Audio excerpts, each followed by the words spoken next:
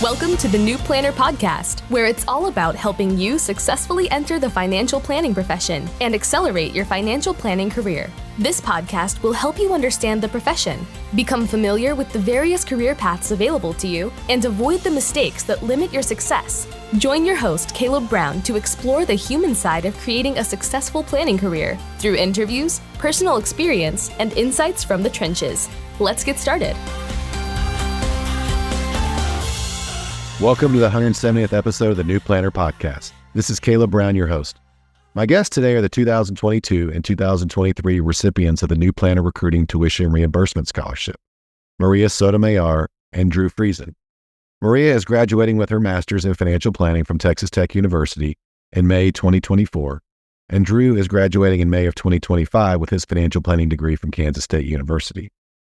Tune in to learn how they became interested in financial planning, chose their respective schools, plus how they plan to use their degrees to help people going forward. They also shared their thoughts on what a financial planner does and what the definition of financial planning is, how they fit in, what their biggest fears about entering the profession are, as well as what they're most excited about. Check out the Into where they describe the type of position they would like to secure, the type of firm they'd like to work in, and the type of boss they'd like to work for. If you are a new or soon-to-be college graduate, then this episode is for you. Hi, Maria. Hi, Drew. Welcome to the New Planner Podcast. Hi. Good to be here. Thank you guys for making time. I've been looking forward to this all week. So I just wanted to get you on here and just talk with you a little bit, learn a little bit more about you. And Maria, I want to start first. Maybe if you can just kind of fill us in on how you got to Texas Tech and then why you signed up for the financial planning program. We're just trying to understand why you got interested in this career. Yes, I graduated from Texas Tech in 2022. I got a bachelor's degree in management and marketing, but the main reason of why I came to Tech was because of an athletic scholarship. I was previously in another school in New Mexico. Its name was New Mexico Highlands University, and I was all about sports, so I wanted to upgrade, and I went from a Division II to a Division I school. I was offered a full ride scholarship and I came to Tech, finished my 2 degrees. And after that, I wasn't sure what I was going to do, if I was going to find a job or pursue another degree. So just through my business classes, I found myself very passionate about finances and I decided to go for personal financial planning. At first, I didn't know anything about personal financial planning, and I did my research and I realized that Tech was ranked number 1 in the nation in the field. So I was like, this sounds right. I'll go for it. And I found passion for the program because they don't have personal financial planning back at home in Peru. That's where I'm from. So it all clicked for me when I was doing the research. And as I was getting to know more about the program, and talking to the academic advisors, professors, alumni. So that's how I got here. Okay, amazing. Thanks for sharing that. So let me just make sure I have this right. So you came here from Peru. You went to New Mexico Highlands on an athletic scholarship. What do you do athletically? I was a javelin thrower for the women's track and field team. Got it. Javelin. My javelin experience is limited to a Nintendo Switch with my 9-year-old, and he absolutely smokes me every time. So I'll have to have you look at my motion or something, but that's awesome. Okay, so then you're at Division II, you transferred to Texas Tech, Division I. Kudos. I mean, that's amazing. To play Division I sports, no matter what it is, that's amazing. All right, so congratulations. And you got 2 degrees, and then you got the financial planning degree, or do you have 2 total? Well, for my undergrad, I double majored in management and marketing, and I also got a sales and customer relationship certificate. And now for my master's degree, I'm doing personal financial planning. That's awesome. I mean, you had a lot going on is what I would say. So, all right, Drew, we're coming to you. The bar is set pretty high. So same thing to you. Just why did you get into this and why did you go to Kansas State? So I was actually adopted from birth. And so originally my parents were always K-State fans, right? And so I grew up being a big K-State fan just under them. And I knew it was a good school from what I've seen. And originally I was actually a finance major, right? And so I came up and visited the school and they had a great business school. It was pretty new and I really liked the professors that I met. And so I was all for it. I'm like, yeah, business is my thing, right? And as I went through my classes, just realized that I do have like an affinity to money and like understanding money and like managing money, but I just felt like it was lacking like a crucial aspect. And I felt like that aspect was honestly like people. Just got really involved with the campus ministry, just realized that being a finance major, I didn't think I would have the opportunities to like help people and like care for people as I feel like I'm called to do. And so I switched to personal financial planning at the beginning of this last year. And so this is my second semester in personal financial planning. And it's been great so far. I've really enjoyed it. Yeah, thanks for sharing that. I think I heard both of you say, one, the courses were interesting, but also you wanted to help people. So maybe Drew, can you talk a little bit more about that? And then we're going to come to you, Maria, just like how you're going to be able to help people with this new knowledge. Yeah, for sure. I would say financial literacy is a thing not well taught in our schools. And I think we kind of all see that as just like people struggling with their finances like really early on. And you can make a few crucial mistakes and it may put you behind for a lot of your life. And so I think being able to help underrepresented and like underprivileged groups of people with their finances, not necessarily like charging a commission or anything, but really just being able to help them get off on a right foot is like really crucial for them and like their family's future. And I think that it can just set them well off to be successful in the future. And so I think that's why I think it's honestly one of the best professions for helping people. And Maria, maybe you kind of touched on this earlier. I mean, just coming from Peru, I mean, you saw a lot of stuff. So what's your game plan once you graduate? I mean, are you going to go back to Peru and help people there or help people here? Or what are you thinking about doing? I came here when I was 17, so I've been here 6-7 years now. I consider the States home. I love Peru, but I think that I would like to stay. But I think just provided them with personal finance education that's easy to grasp. I feel like here in the States, but also like in so many other countries, there is a lack of education on just basic personal finance, and being able to translate what we learn into like simple terms, easy to comprehend topics for clients and prospects is essential. And I feel like that type of education should be taught anywhere, like in high school, maybe like a 3 credit class or something related to like what's a credit account, what's borrowing money, retirement, insurance. So I think that there is a lack overall in those type of topics like in high school. So like being able to translate all those things, all that knowledge to people and to individuals who want to achieve their personal goals and financial goals is very important. I've lost track, and I'm sure I've got this wrong, but it's either 10 or 12 states, I believe, that have added a state mandate for personal financial literacy in high school. So the needle is moving, because I think before that it was smaller, if any. So the needle is moving. It's a lot of times the way it works. One state kind of does it, some of the other ones fall in place, and then eventually they all kind of do it, but they can all do their own thing, right? So it's really neat to hear you guys both talk about financial literacy and sort of the importance and just in your own lives, but also how to help others. Talk to me about what excites you most, the aspect of graduating and going out and practicing as a financial planner. What's exciting you about that? I would say changing people's perspective on money, especially when it comes to retirement. I feel like everyone is worried about that. And in this country, people work so hard to be able to retire. And once they hit that retirement age, they may not be able to retire because of finances. So being able to be a part of the team that supports people in achieving those goals is very rewarding. I love the idea of being a part of that and walking people through their financial behaviors as well. Drew, what are you most excited about? Yeah, I would say just especially the financial counseling aspect. I would say like money clearly comes with like a lot of emotional baggage, and it can be stressful for a lot of people.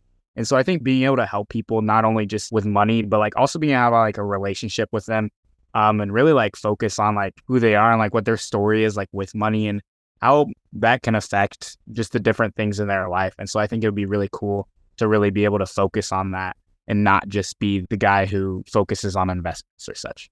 Drew, what's been your favorite class thus far in the Kansas State program? So we actually have a class called Financial Counseling, which is a really interesting class because we did a lot of a discussion. It wasn't too many just like tests and like quizzes or anything, but it was like a lot of like in-class discussions with other people and even like role plays and like just being able to talk about the different biases and like heuristics that people will have and like the different aspects of money was like really interesting. And it was a really unique class because when I went into personal financial planning, I didn't even think of like almost like therapy aspect, but that kind of like made it more real to me. The softer side, right? And isn't that so much better than just sitting there for hours on end and like having someone go through PowerPoint slides? Yeah. Like, I mean, like you're like the immersive learn, like the role playing and, things like that. That's so much more fun than just sitting there memorizing PowerPoint slides. And I get pushback from some of my students, like, cause I don't use slides. They're like, can you like give us some more PowerPoint slides? I'm like, no, you don't need that. Maria, what about you? Your favorite class thus far? I mean, you're graduating in a few months, so we're recording this in January. What was been your favorite class in the Texas Tech Financial Planning Program? I would say that my favorite class is Capstone. I'm taking it this semester and I'm very excited about it because I get to put a whole comprehensive financial plan for clients, and I'm adding tax planning, retirement planning, estate planning, insurance, all of it together. So it's been very exciting. You're in all those classes together, or you're pulling all that together? I'm pulling all that together. Okay, yes, right. So Capstone, pulling it all together. Okay. And we've talked about this a little bit, but I just want to try to come back to it. I mean, and maybe Drew, let's start with you. Financial planning. What does that mean to you? What does a financial planner do? Yeah, I would say a financial planner to me is just somebody who's all about like helping someone. I feel like there's definitely differences in like investment planning and then like being like an overarching financial planner, as there's different like things that you can focus on, right? But like a financial planner is somebody who like focuses on all of them at once, right? They're kind of like the jack of all trades per se, just like doing different aspects of everything. And so obviously, ultimately, like trying to help somebody the best we can, I would say. I think Maria appreciates like the quarterback. I mean, she's the sports person, right? The quarterback of the situation, right? So Maria, I mean, when you hear the word financial planner and financial planning, I mean, what does that mean to you? And I'm making a big deal about this because the profession's only been around about 50 years, since like the 70s. And I talk to firms every day that say they do the same thing, and it's not. We can't even agree on the definition of financial planning or financial planners. So I'm just trying to get your perspective. Maria, what do you think of when you hear financial planner or financial planning? The best way I can describe it is a financial planner is someone who helps individuals achieve their life and financial goals because they always go together. I feel like if someone's going to take a financial decision, it's always tied to their life goals. What do they strive for in life? What their hobbies are, what their motives are, their desires, their wants. So I think that's what a financial planner does overall. I love how you said the financial goals and the life goals, all together. You can't really have one without the other. So, all right, excellent stuff. Maria, let's stick with you on this. I want you to go first. What are you most nervous about starting your career as a financial planner? I've had an internship before, and I interned with Willis Johnson and Associates, a great firm. I found myself in love with personal financial planning overall. I think that once I get into the industry, I need to choose between so many options, like maybe be a financial planner who focuses more on tax strategies or investment strategies or insurance. So I think what I'm the most worried about is making that decision, like what's going to be my approach as a financial planner. Kind of like what to specialize in maybe, and then some of the developing some philosophies. Yeah, those are harder to develop when you're not in the profession. So something that will certainly come with time. Drew, what about you? What are you most nervous about? Yeah, I would say I'm definitely just most nervous about what clients like want and like being able to like completely like grasp their goals and then like have a good plan to like solve their problems or help them with those goals. I feel like clients, obviously we're talking about the lack of like financial literacy. And so if clients have like unrealistic goals or if they have things that I'm obviously not accustomed to because I'm like right out of college, I think I'm most nervous to like serve them the best I can, right? I don't want to push them back or set them back. And I also don't want to like upset them and like make them like feel down that like this goal isn't realistic. So I just have to throw it out the window. But it's like, man, I want to be able to like help and serve people like the best I can. I know for me a long time ago, it was like, what if the client asked me something I don't know the answer to? I was like terrified. And then I got in the profession and it happened all the time. So I quickly got numb to that.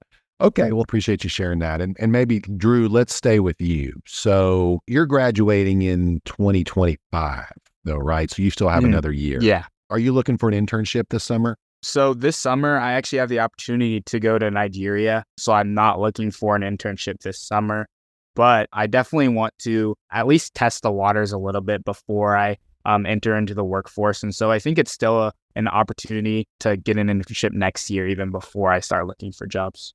What's an ideal internship look like for you? Yeah, I would say an ideal internship is at a firm that helps people with no minimum for their like portfolio.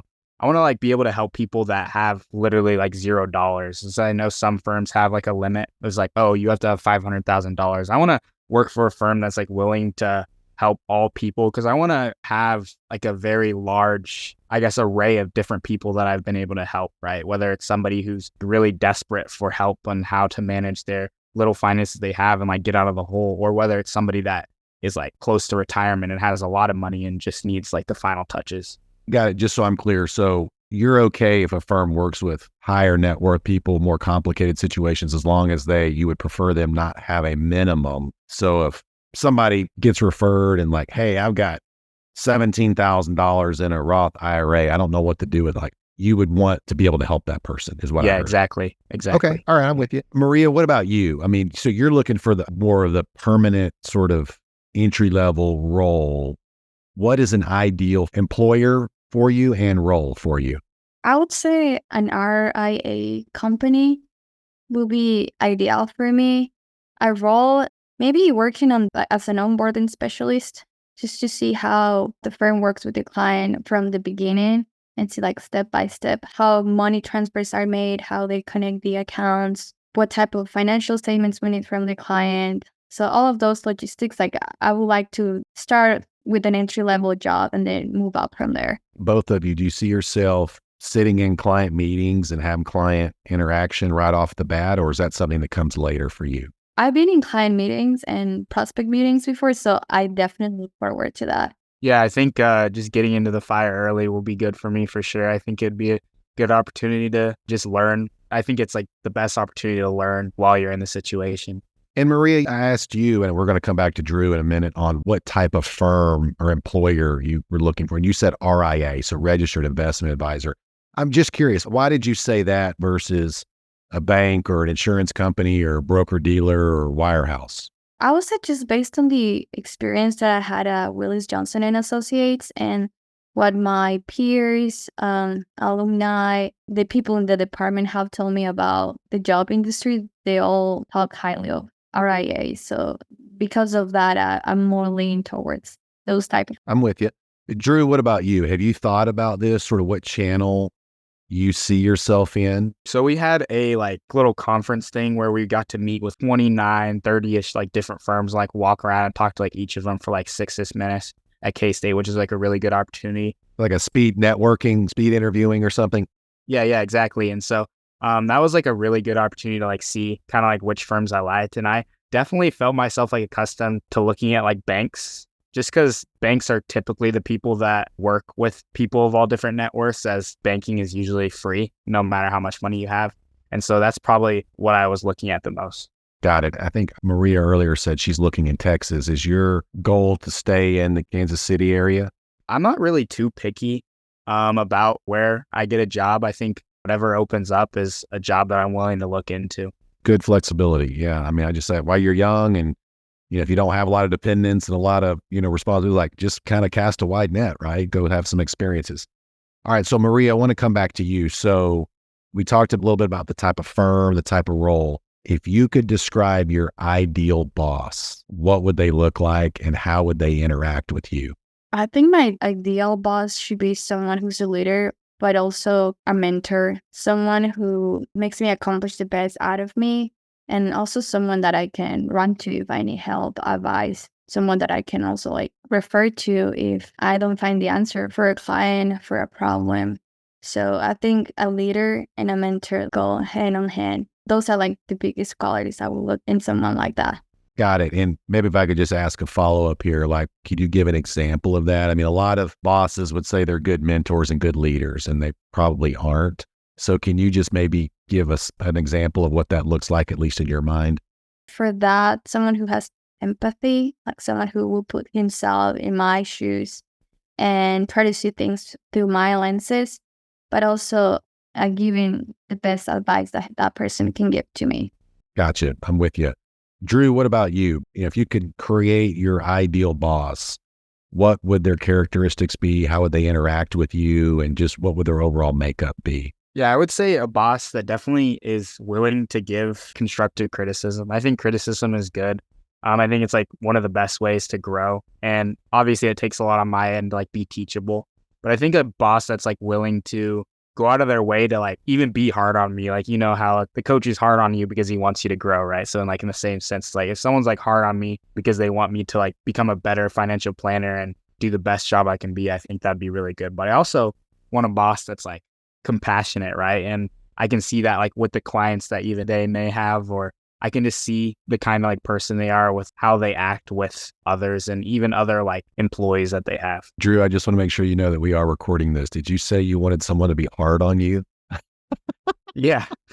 Okay, just because there's a lot of firm owners out there like, oh, younger people, they don't want that. And I'm sure Maria was chuckling. She can relate to that, just being an athlete. Like, there were probably times where your coaches were pushing you and hard on you, right? So you're used to it. You maybe have developed some thicker skin versus people that have not gone through those experiences. So I think that, again, that puts you probably ahead of the average candidate. So guys, this is great. I mean, again, congratulations on the scholarship awards and just being great candidates and aspiring new planners. Drew, I want to come to you first. Just closing thoughts, any tips that you'd like to leave the new planner audience with, or maybe even some of the firm owners that are listening, anything that you'd like to share with them? Yeah, I would say a good tip is just to keep an open mind and like explore a lot of different options. As we know, there's like a lot of different specific specializations you can do. But like while you're in college, I think it's really important to discover and just try every single different type of thing and like see what you like and see what you don't like. So when you do go into a future position, you'll be ready to do what you love. Maria, what about you? The best piece of advice that I could give to someone is be coachable. You'll always be learning something. Knowledge is endless. So try to explore different fields within your department. In this case, like for all of us, it's personal financial planning.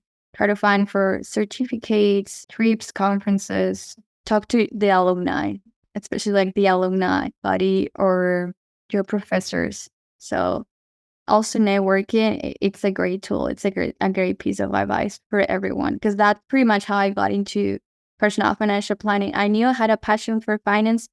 I had to outsource and start like getting on LinkedIn and talking to people like, okay, I've never heard of personal financial planning. Like, what is it? And like, what do you do for a living? What your job looks like on a daily basis? So those type of things, being coachable and also like networking, it gets you far in life.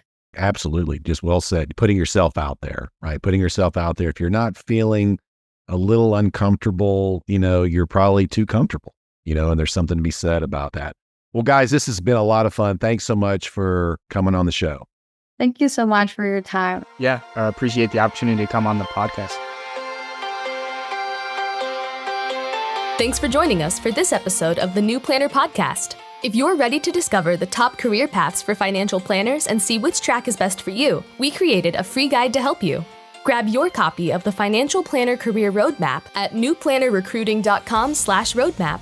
There, you'll also find more tools and resources all created to help you build a successful financial planning career. Tune back in next week for another episode, and until then, we're here to help you succeed.